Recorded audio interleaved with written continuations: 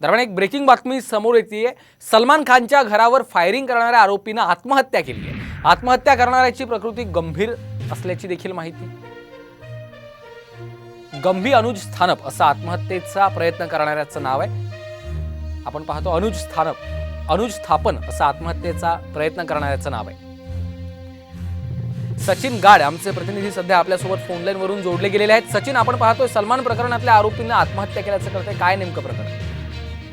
अनुज स्थापन नावाचा हा आरोपी आहे। पंजाबवरून त्याला अटक करण्यात आली होती आणि सलमान खानच्या घरावर जो गोळीबार झाला त्या गोळीबारामध्ये ती 2 हत्यारं पुरवण्यात आली होती। त्या हत्यारं पुरवल्याप्रकरणी पोलिसांनी या अनुज स्थापनला पंजाबवरून अटक केली होती आणि अटक केल्यानंतर तो गुन्हे शाखेच्या कस्टडीमध्ये होता। मात्र जेव्हा या संपूर्ण प्रकरणामध्ये MCOC लागला तेव्हा त्याची कस्टडी ही गुन्हे शाखेकडून मुंबई ACPकडे गेली आणि त्यानंतर त्याला मुंबई आयुक्तालयातील असलेल्या लॉकअपमध्ये ठेवण्यात आलं होतं।